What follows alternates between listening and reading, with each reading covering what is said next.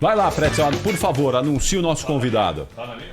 É o Denis Abraão, meu grande amigo, que hoje é vice de futebol do Grêmio, foi chamado às pressas pelo presidente Romildo Bolzan para ver se ele ajudava o Grêmio a sair dessa situação dramática. Incêndio lá? Apagar o incêndio realmente, porque a situação é dramática. Meu caro Denis, prazer em ouvi-lo. Um grande abraço, boa noite, obrigado por nos atender, Denis.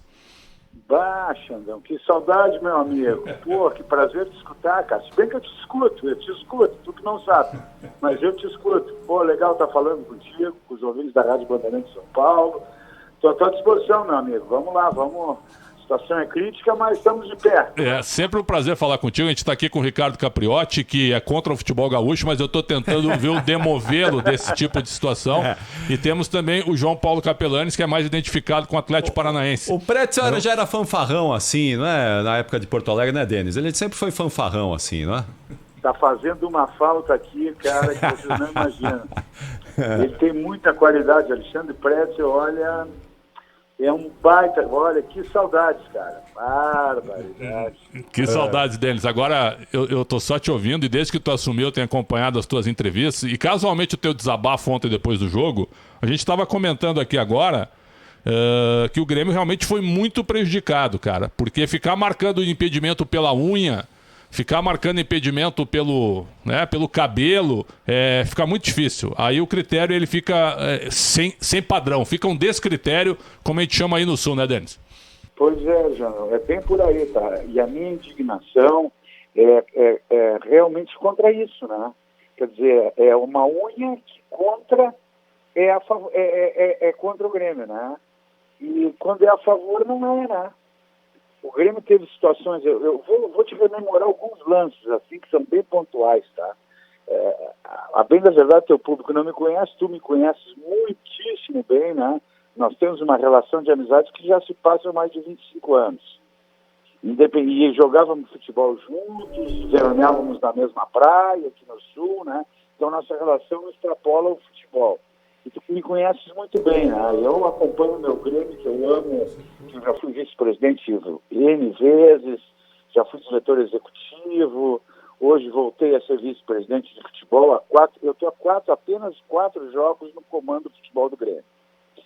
Contratei o Wagner Mancini, infelizmente depois da saída do meu amigo Felipe, que eu não estava na direção do Grêmio, eu fui pego de surpresa com o convite, prontamente aceitei, num momento que eu sabia que era muito difícil, muito complicado, muito crítico, mas a gente não pode refugar um chamamento para assumir uma posição importante num clube que a gente ama. Senão não tem motivo de desistir, não tem motivo, vou escolher momento para assumir, não. Se eu posso, atualmente eu estou podendo, claro que não por um longo período de tempo, mas um período curto de tempo, eu pude aceitar a oportunidade e estou à frente do departamento de futebol do Grêmio. Mas é essa indignação que me deixa em função dos descritérios de arbitragem, né? Se não vejamos, eu vou me reportar alguns jogos do passado, tá? Eu pego assim, Grêmio e Fortaleza, 1-0 do Fortaleza no Ceará. Resultado justíssimo resultado. Entretanto, quando está 0-0, tem um lance no meio de campo que me foi mostrado na CBF, veja bem, na sala de VAR da CBF, numa reunião onde estavam presentes meu amigo Leonardo Gaciba, que é o presidente da comissão de arbitragem, o Alício Pena Júnior, que é um dos componentes dessa comissão, o Cláudio Cerveira, que é um outro componente, e o Bozano, ou seja, 4 pessoas de conduta totalmente libada, respeitáveis, admiráveis, no meu conceito. Me explicaram isso, aquilo, pai, mostra. Aí eles me mostram o lance de um pontapé sem bola que o Darlan, o nosso volante, toma no meio de campo. Passou várias vezes, o VAR não chama o árbitro, por quê? Para expulsar o jogador. Não pode? Não, a lei diz que tem que chamar, e foi na frente do juiz.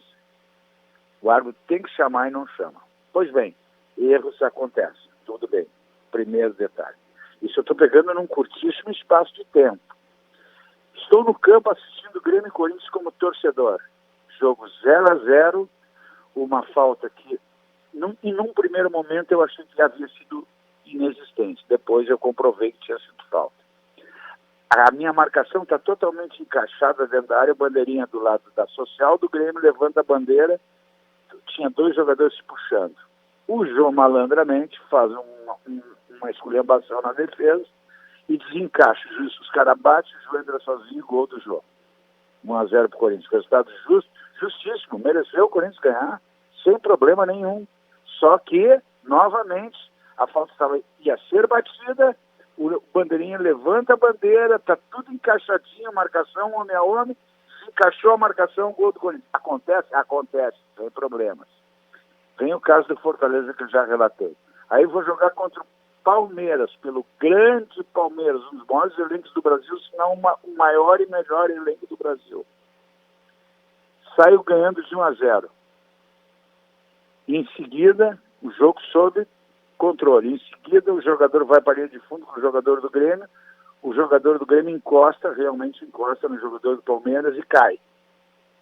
O jogador do Palmeiras cai e o juiz automaticamente faz o sinal com a mão que ele se atirou. 3 vezes, levanta que tu te atirou, faz aquele gesto com a mão. Daqui a pouco ele bota a mão no ouvido e chama o VAR.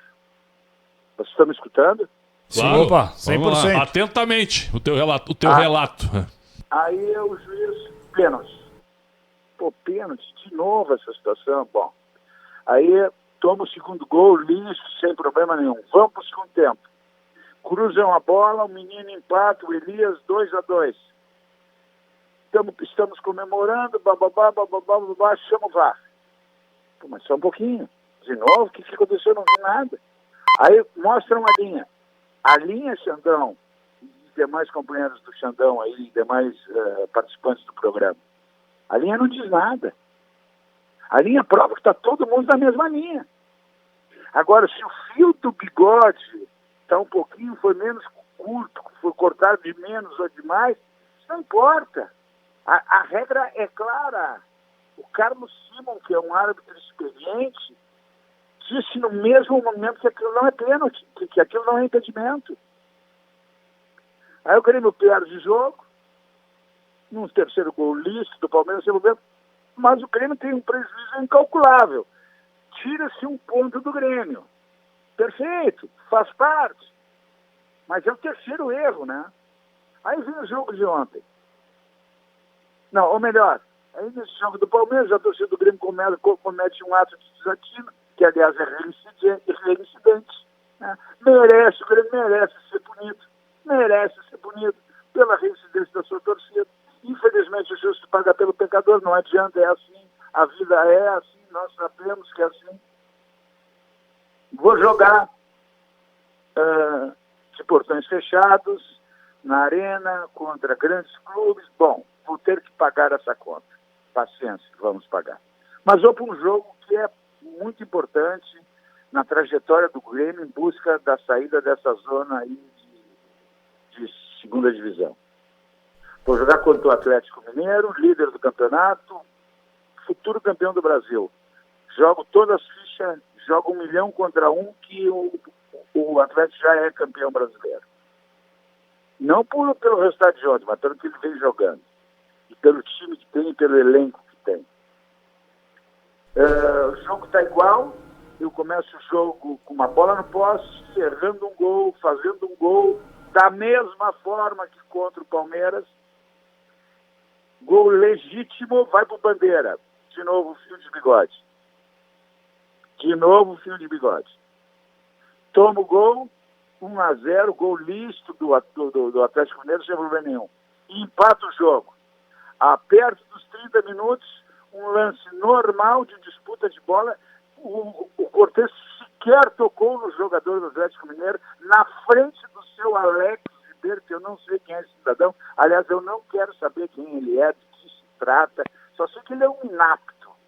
Ele está ali que nem uma estátua. Ele não fez absolutamente o jogo inteiro a não se levantar a bandeira contra o Grêmio e não levantar a favor do Grêmio. Esse cidadão eu não sei quem é, de repente eu estou até cometendo uma justiça com ele, mas paciência. A atuação dele foi uma coisa lamentável. Aliás, bandeirinha e galocha é a mesma coisa. Ninguém sabe para que precisa ter. Né? Bandeirinha não manda mais nada. Para que gastar com bandeirinha? Bateria não bandeira mais nada, quem manda é o VAR. O juiz não apita mais nada, quem manda é o VAR. O juiz toma uma decisão no campo que está na frente da jogada, o VAR com 48 mil imagens de televisão, com linhas horizontais, transversais, toma uma decisão isolada, fria, calculista, sem nenhum conceito, sem nenhum critério, chama, expulsa, dá cartão vermelho, dá cartão amarelo, dá impedimento, dá pênalti, dá falta, dá tudo que ele tem vontade e fica por isso mesmo. Ah, gente, por favor, aí tem que Denis, uma rebeldia por parte da minha sim. pessoa, caso contrário. Mas assim, ó, Denis, Denis, viu, tem Pois muita não. gente chamando de chorão aqui no nosso YouTube. Eu não concordo. Eu acho que o dirigente. Tá Não. Assim, ó, eu não concordo. Eu tenho te acompanhado. Quando tem que reclamar mesmo. Qualquer dirigente de futebol tem todo o direito de reclamar. E depois a gente vê se a reclamação ela é condizente ou não. Nesses dois casos eu tô contigo. Sim. Eu acho que o Grêmio foi prejudicado contra o Palmeiras e ontem. Sim. Agora, Denis, isso é fato, né? A gente tem visto aí, os clubes são beneficiados e são prejudicados, isso é fato. Agora, deixando um pouquinho a arbitragem de lado, onde é que o Grêmio está errando, fora a arbitragem, né, que você já fez um relato aí, mas onde é que o Grêmio está errando, onde é que o Grêmio errou para chegar nessa situação, para estar nessa situação? Porque tudo bem, a arbitragem tem um peso, é importante, mas não é só a arbitragem, não é? Tem outras questões aí que entram num momento como esse. Quais os erros do Grêmio? Vamos lá, eu volto a dizer, eu assumi o departamento de futebol do Grêmio fazem 4 rodadas, certo? Bom, o que eu vi antes de assumir o Grêmio? O que eu vi? O Grêmio ficou durante 4 anos e meio sobre a gestão do Renato Portaluppi, do nosso querido Renato Gaúcho. Teve momentos maravilhosos e teve momentos muito ruins. O Renato fez praticamente a gestão do departamento de futebol. E o Grêmio, quando o substituiu, parece que não estava preparado. E aí nós trocamos o pneu do avião com o avião no ar. Né? Ou seja, nós fizemos uma troca, fomos totalmente infelizes na troca, apesar de ser um grande treinador, um grande ser humano, né? O Thiago Nunes, mas não era o treinador para o momento. Nós erramos na contratação. E em 8 rodadas nós fizemos 2 pontos. Gente, não tem clube que não sofra. Em 8 rodadas fazer 2 pontos, tu jogaste 24 e ganhaste 2, é muito pouco. Bom, aí assume o Filipão, faz 20 pontos. Felizmente fez 20 pontos o Filipão. E nós demos um up. Mas é uma mudança conceitual. É uma mudança de estratégia. É um jogo totalmente diferente do jogo praticado pelo Renato do jogo praticado pelo Luiz Felipe Scolari. E aí a equipe sente. Aí os motivos pelos quais o Felipe saiu, eu não sei. Lógico que eu estou questionando, que eu estou buscando respostas para isso. Contratei o Wagner, que tinha sido meu jogador em 1995, jogador do Grêmio, não meu. Eu não tenho jogador, eu sou dirigente apenas. E tinha uma relação muito boa com ele e tenho uma ótima relação com ele hoje. Passei a conhecer muito mais, passei a respeitá-lo muito mais. É um cara estudioso, um cara trabalhador e que num curtíssimo espaço de tempo já deu uma roupagem e uma cara nova para o Grêmio. Agora, se vocês me perguntarem qual é o motivo específico dessa queda de produção do Grêmio, eu te diria assim, é uma mudança de comportamento, uma mudança de modelo de jogo. Nós jogávamos num estilo Renato, saímos para um estilo Filipão e agora viemos para o estilo Mancini, que tem diferenças gritantes entre uma concepção de jogo e outra concepção de jogo. Entendemos que depois da segunda rodada dirigida pelo Mancini, o Grêmio apresenta melhoras. A bem da verdade, caiu muito na segunda etapa contra o Palmeiras novamente. Por quê? Porque ele jogou anulado e sentiu muito. Depois do trabalho que nós realizamos em conjunto com a comissão técnica, o clube começou a melhorar. Ontem teve uma atuação nos 2 tempos muito boa. E se não fosse uma arbitragem lamentável, catastrófica, hoje nós estaríamos com, no mínimo, mais um ponto que seria muito bom para nossas ambições. Então, creio que esclareci os motivos pelos quais o Grêmio se encontra nessa situação. Sem dúvida. Cometemos erros e estamos pagando por eles. Agora, ainda dá tempo? Ainda dá tempo. Nós temos 10 jogos a disputar, sendo 5 no nosso estádio e 5 fora do nosso estádio. E jogos que dá facilmente de vencer dentro da nossa casa. E jogos que não são tão difíceis, a não ser o clássico Grenal, que nós teremos fora da nossa casa. O Grenal é um clássico, é um dos maiores clássicos do futebol, se não o maior clássico do futebol brasileiro. E é um jogo extremamente disputado e nunca tem favorito. E nesse momento, os dois clubes, o Internacional está numa posição muito avantajada em relação ao Grêmio, em número de pontos. Grenal, como a gente diz aqui, Grenal é Grenal. O Grêmio está jogando melhor que o Inter, viu? Não sei se vai ganhar, mas na bola está jogando melhor que o Inter, por incrível que pareça. João. Denis, um abraço para você, é o João Paulo Capelanes.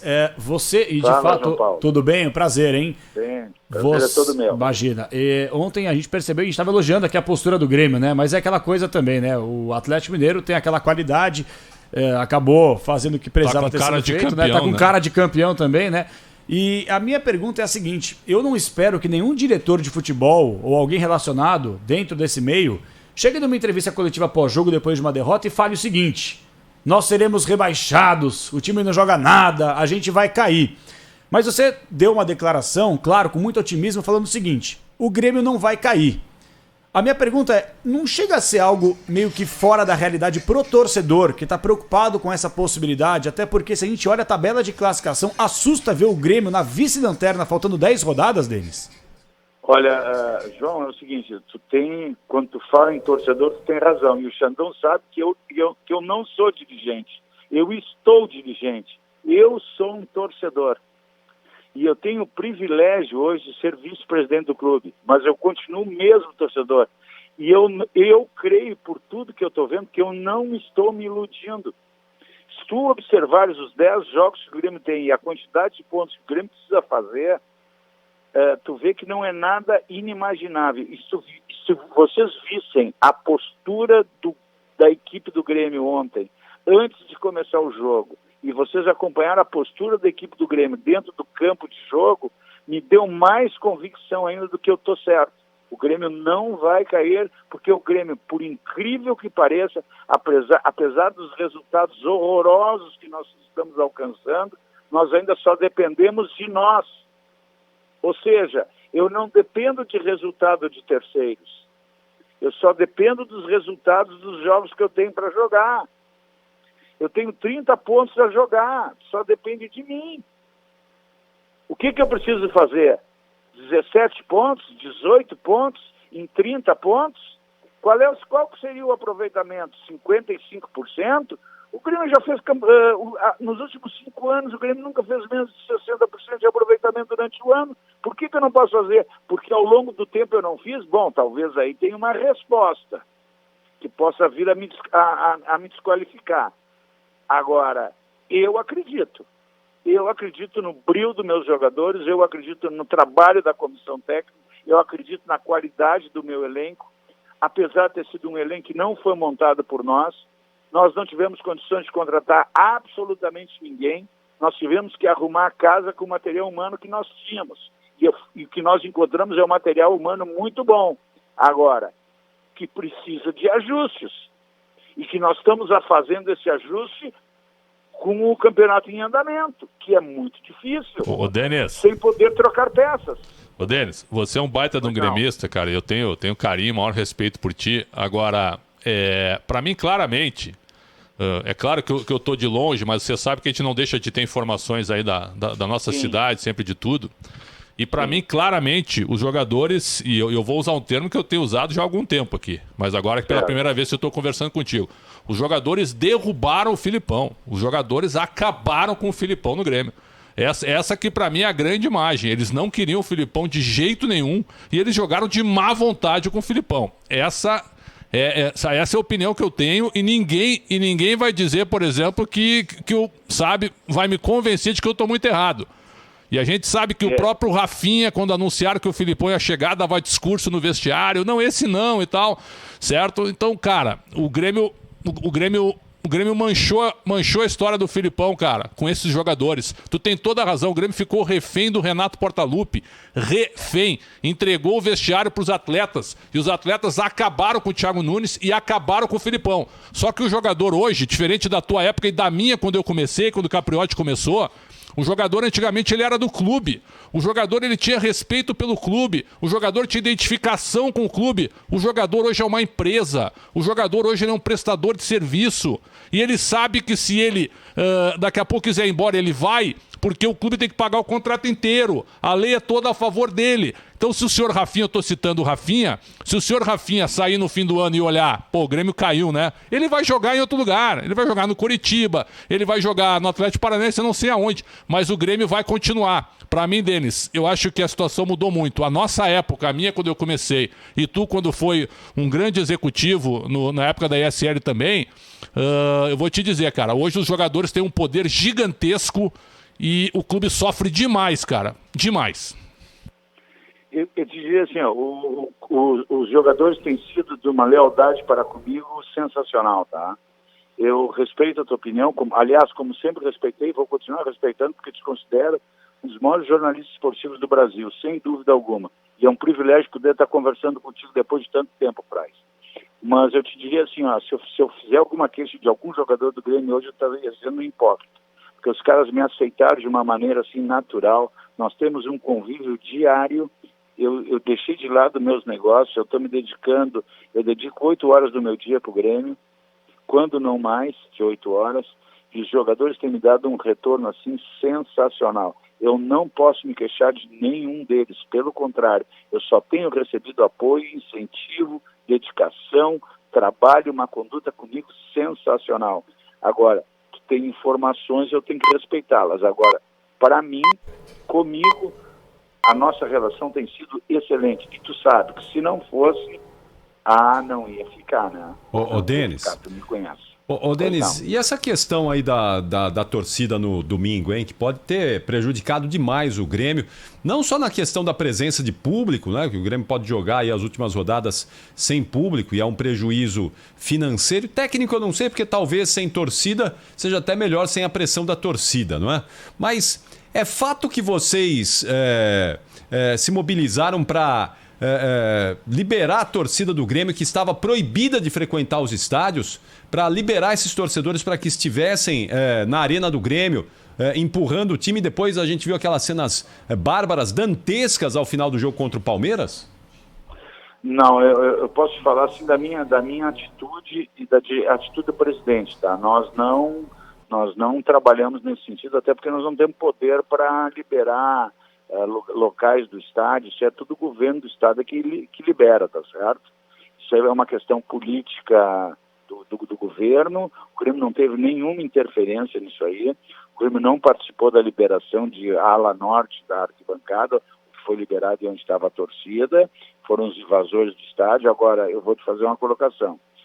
O torcedor do Grêmio, na sua grande maioria, o torcedor da social que paga o seu ingresso, o torcedor que tem a sua cadeira Gold, a sua cadeira de arquibancada, a sua cadeira de pista, o torcedor que paga, ele está 1 ano e meio sem ver jogos do Grêmio, pagando as suas mensalidades. Agora, ele viu 2 jogos do Grêmio e tudo indica que não verá mais esse ano. Ou seja, o torcedor do Grêmio está sendo, por causa de 24 pessoas que foram identificadas, está sendo penalizada, e com justiça esses torcedores devem ser penalizados, mas não a torcida do Grêmio. Mas, contra as evidências, contra os fatos, não há contestação. Houve uma invasão, houve uma atitude totalmente temerária, totalmente coibitiva, proibitiva, inadequada, inoportuna, irresponsável, que o Grêmio tem que ser responsabilizado de alguma forma. Por quê? Porque o estádio é de propriedade do Grêmio. Apesar de não ser também, né? Ainda tem uma discussão jurídica no entorno disso. Agora, o justo está pagando pelo pecador. É assim que a justiça determina? Se bem, vamos cumprir. Há um prejuízo, sim. Uma coisa é tu jogar com... Olha como jogou o Atlético Mineiro, onde tinha 64 mil pessoas. Tinha momentos que eu não conseguia falar com o meu colega que estava do lado. cara não escutava, eu tinha que berrar. E um barulho ensurdecedor. Tu acha que isso não motiva? Motiva. O Grêmio não terá essa motivação, não terá, mais esse prejuízo terá. Mas para nós superar essa fase, nós temos que passar por cima de todas as adversidades. E nós vamos ultrapassá-las, se Deus quiser, sim. Com muita força, com muito sacrifício, com muito trabalho, com muito suor e, quem sabe, com muita lágrima e sangue. Não tenho dúvida disso. Tomara. E o Pretzel até fez questão aqui, quando você respondia, de elogiar, né? Porque geralmente quando o clube está numa situação delicada, geralmente o dirigente some, né? Tá aparecendo. Pelo menos está colocando na cara a tapa. Pela tua transparência, eu já te conheço há 200 anos, eu não esperava outra coisa, porque os dirigentes hoje, desculpa o termo, viu? Todos medrosos, na sua grande maioria, viu? 90% hoje tem medo da rede social. Então, parabéns pela tua presença, sempre esclarecendo os fatos, dando a tua versão e falando a respeito do Grêmio. E eu vou aproveitar, Denis, usando já a sua transparência. Você na primeira ou na segunda resposta aqui do papo com a gente falou que alguns jogos em casa o Grêmio tem o potencial, entre aspas, facilmente para vencer essas partidas. A gente foi buscar aqui a sequência que o Grêmio tem para jogar em casa. Quer dizer, o Fluminense, Bragantino, São Paulo, Flamengo e Galo, possivelmente já campeão brasileiro. Quais desses jogos ou qual partida que você entende que talvez o Grêmio consiga vencer com facilidade jogando em Porto Alegre, Denis? Talvez a palavra facilidade tenha sido colocada de maneira errada por mim. Mas vamos lá. O Grêmio joga contra o Fluminense. O Fluminense disputa o quê? Que é uma vaguinha na pré-Libertadores. Ele vem jogar, lógico, em potencial, é um clube grande, tradicional. Mas o Grêmio, se quer alguma coisa, tem a obrigação de ganhar do Fluminense, né? Tem a obrigação de ganhar do Fluminense. Nós somos sabedores da nossa responsabilidade, e eu sei da responsabilidade em dizer isso num canhão que é a Rádio Bandeirantes de São Paulo, que o mundo inteiro escuta. Eu sei o que eu estou dizendo. Vai ser um jogo difícil? Vai, mas o Grêmio tem a obrigação de ganhar do Fluminense. Ponto 1. Segundo, em que condições que o Grêmio joga contra o Bragantino? Se o Bragantino jogasse com o time completo em Porto Alegre, eu te diria assim, jogo duríssimo. Olha, eu num empatezinho assinava antes. Mas o Bragantino vem jogar com o Grêmio na semana da Recopa, da decisão da Recopa. Tu acha que ele vai vir com o time titular? Tu há de concordar comigo que o time titular do Bragantino deve ser melhor que o time reserva do Bragantino, né? Agora, se o Grêmio não tiver condições de ganhar do time reserva do Bragantino, bom, aí o Grêmio tem que cair para a segunda divisão. O Grêmio vai jogar com o Flamengo em que condições? No princípio, o jogo está marcado para o dia 1º de dezembro. O Flamengo decide a Libertadores de América dia 27 de dezembro em Montevidéu. E o Grêmio joga a última rodada do Campeonato Brasileiro contra o Atlético Mineiro em casa, o Atlético já campeão. Pergunto para vocês, o que o Atlético vem fazer aqui, campeão do Brasil? Vocês acham que ele pode vir até com o time titular, mas vocês acham que ele vai vir a morir, que nem dizem os argentinos? Ainda mais com o Cuca do outro lado, né, Denis? E com o Cuca ainda, com toda... A gente sabe o carinho que o Cuca tem pelo Grêmio. Aliás, Denis... Mas aí eu acho que entra o fator profissional. Não, eu também, é claro, eu tô fazendo apenas uma brincadeira. Lógico. Mas se a gente pegar na letra fria... Enfrentar Flamengo e Galo nas duas últimas rodadas talvez não seja tão ruim. É verdade. Por incrível que pareça. Talvez não seja tão ruim. É o que eu estou dizendo. Se fosse agora, seria um osso duro de roer. Por quê? Porque ambos estão disputando o campeonato. O Flamengo ainda acredita. O Atlético, mais 3 pontos, mais 5 pontos, o Atlético é campeão antecipado. O que ele acha que ele vai dar férias para os jogadores, meu cara? Os jogadores estão cansados, estão extenuados numa jornada hercúlea, num ano atípico, mais um ano atípico do futebol brasileiro. Então, por isso a minha colocação, viu, João, de 5 jogos em casa, nós temos obrigação de fazer os pontos necessários. E o Grêmio tem partidas fora que são contra grandes clubes, com todo respeito, eu respeito todos os clubes. O jogo em Chapecó tem provado que é duríssimo.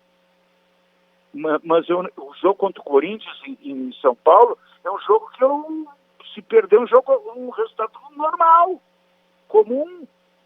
Agora é um jogo que eu posso ganhar também. O que será que o Corinthians vai estar almejando na penúltima rodada? O Corinthians vai querer vingar o rebaixamento. Vai querer vingar o rebaixamento. Denis, esse é o teu jogo mais difícil. O Corinthians aqui. Pode escrever. Eu também acho. E eu jogo uma partida que vocês se derem conta que é o meu adversário direto, que é o Bahia na Bahia. Então, quer dizer, só depende do Grêmio. Então, como depende de mim, eu tenho a convicção, eu tenho uma visão que só depende de mim, então eu tenho que conseguir. Então, eu tenho esse otimismo dentro de mim, graças a Deus eu tenho esse entusiasmo, eu tenho essa vontade de ajudar, eu tenho esse comprometimento com o que eu estou dizendo, e eu sei que eu posso ser muito cobrado com o que eu estou dizendo, mas é que eu acredito que o Grêmio vai sair dessa situação, por tudo que eu estou vivendo, por tudo que eu estou observando. Ô Denis, vamos, só para a gente entender um pouquinho aqui, claro que hoje a Série B está mais próxima do Grêmio do que a permanência, né? Se a gente for olhar lá a estatística, a matemática, esses percentuais que os matemáticos apresentam. Então vamos só fazer um exercício aqui de suposição, não é? Supondo que o Grêmio caia para a Série B em 2022, a gente tem visto aí grandes clubes sofrendo barbaridade para voltar. Me parece que não tem sido tão fácil como foi até um tempo atrás, né? Ó, Cruzeiro sofrendo. O Cruzeiro vai do terceiro ano e está correndo risco de cair para a Série C o Cruzeiro. Né? Cruzeiro, Vasco da Gama. O Botafogo tá voltando, não é? Mas Série B hoje me parece ser uma realidade diferente de um tempo atrás. O Grêmio caindo. Tem que tipo de planejamento? Quer dizer, esse time aí hoje, que é caro do Grêmio, não é time para a Série B, não é? Quer dizer, é uma reformulação. O Grêmio estaria preparado para uma Série B mais difícil do que quando disputou? Bom, eu vou te colocar da seguinte forma. Eu sou vice-presidente de futebol, eu não participo do conselho de administração do clube, ou seja, eu não participo da gestão do clube. Se eu te disser que eu estou planejando alguma coisa, eu estou planejando o Grenal. Eu estou trabalhando o próximo jogo. Eu não posso pensar, eu não posso imaginar o Grêmio na segunda divisão. E eu não posso planejar absolutamente nada. Eu tenho que me preocupar com agora. O futuro a Deus pertence. O planejamento está sendo feito pela direção do clube, pelos vice-presidentes eleitos. Eu não sou eleito.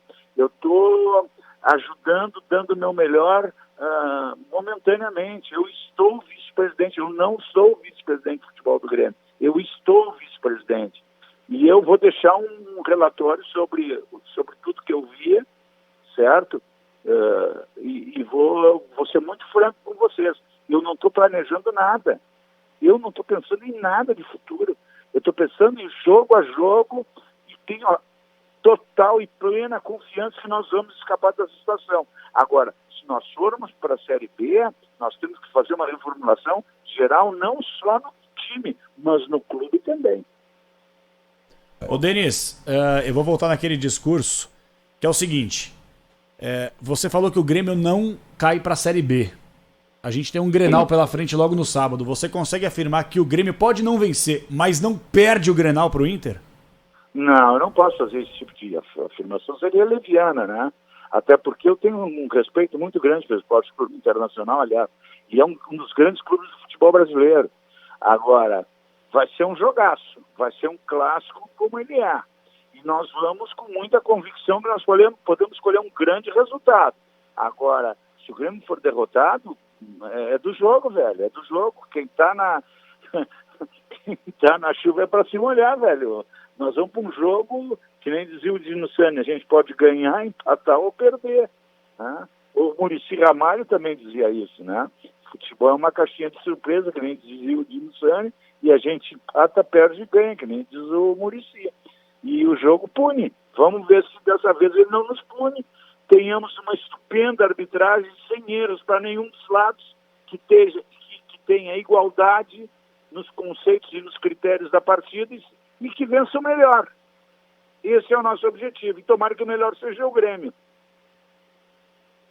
Perfeito. Ô, Denis, muito obrigado por nos atender. Para mim, o Grenal vai ser 0-0, como foi o Grenal do turno. Se bem que no Grenal do turno, o Gabriel Chapecó fechou o gol. Se não fosse ele, foi a estreia do Filipão. Se não fosse ele, o Inter teria ganho. Como o retrospecto é muito bom do Grêmio em cima do Inter, e o Inter, Denis, eu falei sobre isso aqui no domingo, o Internacional não quis jogar contra o São Paulo. O Inter só pensou no Grenal, que é um pensamento pequeníssimo. O Inter largou o jogo, deixou o jogo contra o São Paulo. Entregou, eu vou falar sério, entregou o jogo pro São Paulo. Era pra ter tomado 5. Entregou o jogo pro São Paulo no aquecimento já. Então, esse Grenal pra mim vai ser bem brigado e vai ser um 0-0 com uma arbitragem dura do Marcelo Dirima Henrique. Ave Maria. Muito bem. Que bom.